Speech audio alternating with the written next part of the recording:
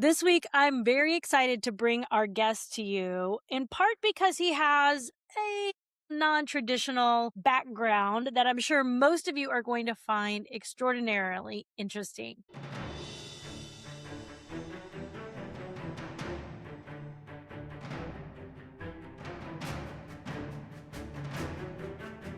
Brad Coleman is the owner and CEO of Safeway Driving, which is Texas' oldest driving school. A Safeway graduate himself as a teenager, but then he went on to race professionally in NASCAR before returning to buy the very school that taught him how to drive. I mean, this sounds like something out of the movies, Brad. Such a good story, and I can't wait to get into it with you. Welcome to the show. Hi, April. Thanks for having me. And wow, you make me feel good about myself. Thanks. So, we talked a little bit before we came on, and you actually love this business so much that you didn't buy it once, but twice. hmm So, what did you learn in owning the business the first time before you successfully exited it?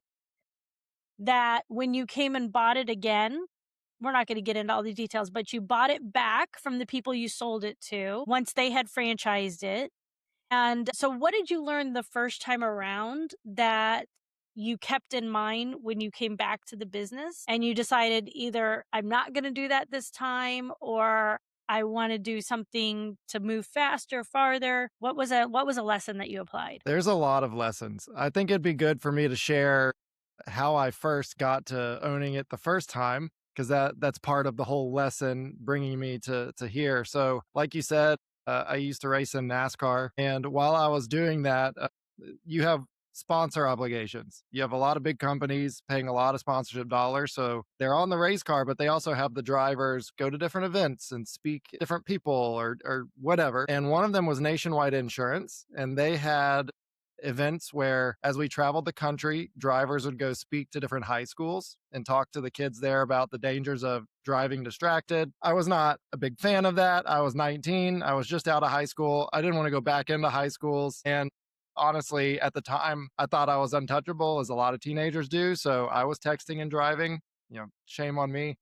So I was doing these events. And then one time, when I was back home, there was this near moment when I was texting and driving doing 70 miles an hour. Traffic stopped in front of me. I look up, I swerved off the road, slid through the grass. I was okay, didn't hit anything or anybody, but it really scared me to where I don't do that ever since. I haven't done it. I will not pick up a phone. It terrifies me. But that made me start looking at these different events, in a different light. Instead of this sponsor obligation, it was an opportunity to speak to these kids and use whatever influence I could have because I wore a race suit or a helmet and maybe get through to them. So I started noticing that kids were listening and I was making a difference. And it really struck up this passion inside of me. So I ended up going and talking to Coach Walker, who started Safeway Driving, who was my driver's ed coach, and told him about this. And we were chatting, and it turns out he was wanting to retire. So talked to my dad about it, who's a businessman himself, and we ended up buying it from him. And so that's how we got into it the first time. My dad's a branding guru, I'd call him. He's really good at marketing and branding. Turned it around from your typical driving school with old classrooms and old cars that don't look good. He modernized it, made the cars we have now, which are NASCAR inspired. So while he was doing the business side, I went to work on the curriculum using my background in racing and updating it for students, updating it for our instructors, and making that better. So those are the roles that I played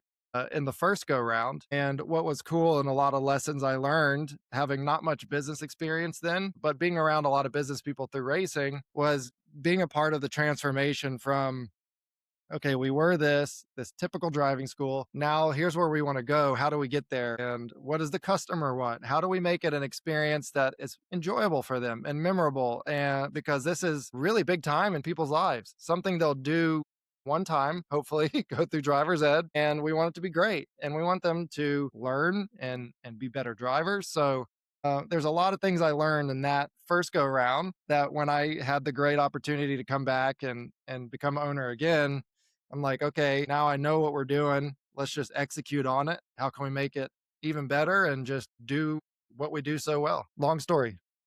I I think that's an incredible story with so much nuance in it. And what really struck me while you were talking is I just kept thinking, I think that's a God thing. Mm. right? Like, so often, I think, even myself with my background, right? People are like, when I decided to go from being a prosecuting attorney to a kickboxing gym owner, the elected prosecutor thought I was joking when I turned in my resignation and told him that. He just thought I'd come in to like have a laugh. And because he's like, "What do you mean you're not really going to open kickboxing gyms," right? It's just such a weird transition, which yours isn't weird. It's not a weird transition for you, but what it reminds me of is now what I do now, I look back and I realize if I hadn't been a prosecutor and if I hadn't been a franchisee kickboxing gym owner, then what I do now, I wouldn't have developed the skills and the perspectives and the things that I need to be so successful now for franchisees if I hadn't had those experiences. And as you're talking about, texting while driving and being a young kid and your perspective of going into the schools, just like, this is just an obligation. And that one moment in your life, how that can change your perspective so significantly and then open you up to using your skills in a completely different way that ultimately is fulfilling and makes probably arguably a larger impact than you could have made just as a celebrity racer. And so whenever I hear those things, I'm like, yeah, that was God's plan. Only God could see where we would end up, right? When we were doing all those things back in the day. Yeah, well, I've had plenty of those in my life. This is definitely one of them.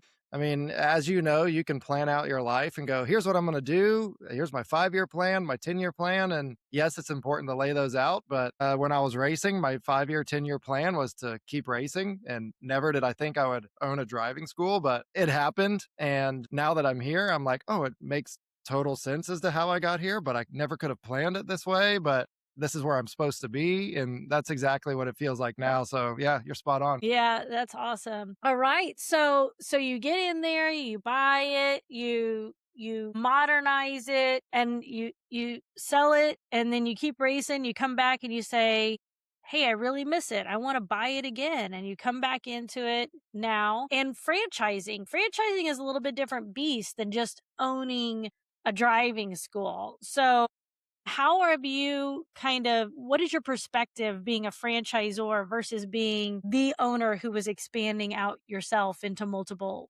cars and fleet and a bigger fleet? Well, it's such a different operating style in my opinion. When you're owning your own stores, it's a totally different thing than having franchisees in different markets. And the reason that I love franchising so much is because with who we are as a driving school, we're a pivotal point in these people's lives and getting your license. That's a big deal. That's a big deal to go through that. So when we thought about as we grow, do we want corporate stores or franchises? What I loved about franchising is we can have partners that are in their communities that are part of these people's lives that their kids go to school with these other kids. And so when they open a Safeway Driving that's owned by that franchisee, they're in that community. They're a small business there. It's not some big corporation who's just opening a bunch of stores, who's just hiring managers. It's someone who lives in that community, who cares about the people they're with, who's lived with them for a long time. So that's what I love about being a franchise system is I get to hear these stories about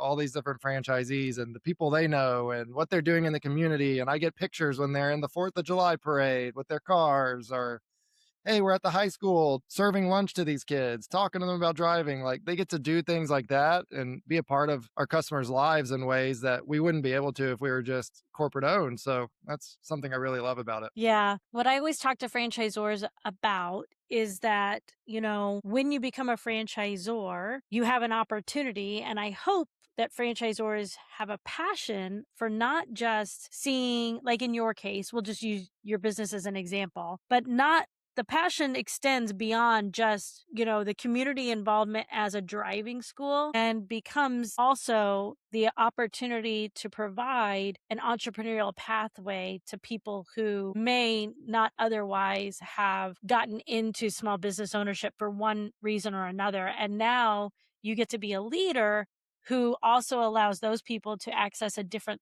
type of life, a more fulfilling life, maybe a life that provides better for their families because of the job that you've done in building such a great brand. And that's what we love to talk about, with some of the franchisors we work with, and then how do we lift those franchisees. Our mission is to never leave a franchisee behind, and to make Mhm. sure that whatever their vision is, they have all of the tools, internal and external, they need to achieve that vision of success that is uniquely theirs. Mhm. Yeah, I love that, and that's a way that I operate, and that I wanna make sure we do all we can, that every franchisee has the support they need, that we're there for them, we're setting them up for success. So, yeah, I love hearing you say that, and something that's cool about our the way that ours is structured is that we'll have franchisees, everything from somebody that was a driving instructor that really loved doing it, that said, "Hey, I think this could be done better," and then found that we existed and ended up opening their own Safeway Driving in their area. So they're the owner operator, they're the instructor, and they're doing that. And then we also have all the way to people that are CEOs of big restaurant companies that you've heard of, that has a manager that's running it, but it's all the way in between. So if it's someone that's, I don't, to open up a Safeway is anywhere from 58,000 to 163,000. So it's not a super high point of entry by any means, especially for franchising. So you can have somebody who's been a teacher their whole career that wants to keep doing that with kids and teaching because they love doing it, but wants to make money at the same time. Like, you could do both. Or if you're a successful business person that just wants this investment that you want to give back to your community, you're kind of burnt out on what you've been doing, we have that too. It's really cool. But no matter who you are, we're going to set you up for success and do the best we can to be there for you. So right now, as you look to the future in what and how your brand is going to extend nationally, because right now you're just in Texas, right? Yeah. So when you're looking at building a national brand, what are some of the things that you're looking at adapting within your model in order to serve at the national level? Well, what's great is the philosophy behind our model and the spirit of how we execute applies nationwide. The things that need adjusting is that driver's ed laws differ from state to state. It's not a national thing, it's a per state. So if we're going into a new state, we'll just adjust our online curriculum. We'll adjust how many drives we offer in different packages and whatever certificates that state requires. So there is some work on that end, but yeah, we're in Texas now, and we'll be in Texas for the near future because there's plenty of room here in Texas to grow. Texas is a big state, and we want to. I'm not one of those franchise systems that's trying to just grow as fast as I can. Like, I care more about quality than quantity. So it's got to be the right partner, and that's got to be right for the partner and then for us. So we're not gonna, if you're interested in opening a driving school like Safeway, we're not just going to try to sell you on it if it's not a good fit for either of us, because that does nothing for the customer. And that's something we really care about. And we want you to be set up for success too. So, yeah, Texas. And then eventually we'll start growing to other states as we adjust curriculum and stuff like that. Well, I noticed that in looking at your model, you incorporate a lot of technology, maybe more than people would think of when they hear driving school, Hmm. right? And that what I found extraordinarily interesting is the track record you have with success. And I think this is something that parents out there would be very interested to hear, that your first year crash rate after someone presumably has taken the course, the first year after they've taken the course, is 3.28%, but that the rate of other commercial driving schools in Texas is a 5.27 crash rate in the first year. So that's like basically half of the crash rate, which I know I have two nephews who are 15, one who will be 16 in October. Mm. They're both doing their, driving with their parents. And my sister, like, she can't even ride in the car because she's so terrified and so nervous. And it's not that he's a bad driver, but I think she's just so concerned about his safety that she's just a nervous wreck sitting in the front seat. So I have to imagine that this is a huge selling point for your franchisees to be able to share that with their communities. Yeah, absolutely. I mean, it's the number one thing that we should be telling people when they go, "Well, why should I come to you versus doing it myself or going to this other driving school?" And it's the statistic that you just shared that is from the state of Texas. It's not something we made up. They release it every year, and it shows that our graduates in their first year of driving, after graduating, their chances of getting in a crash are nearly half of all those other options. So it's basically, do you want to cut your chances pretty much in half, then that's why you should go with us. And then like you were talking about that situation, we have brakes on the right side of our cars. Some of them have gas pedals. Like, it's our car. And we anyone who's had a teenager, or we've all been teenagers, you know that your parents, that not necessarily the best relationship at that age. So teaching them how to drive can not be a fun experience. So let us do it, because we'll handle all that stress for you, and then they'll be set up even better once they hit the road. So yep. What do you attribute that difference in crash rate to? If there was like one differentiator in your model versus the standard out there, what do you think is making the biggest impact on teens that they're taking away from that? It's really simple. It's We have a system that is proven that we follow. And what that means is, when you come get in a car for a lesson, your average driving school will be, "Okay, what do you want to work on today?" "Well, let's go over here.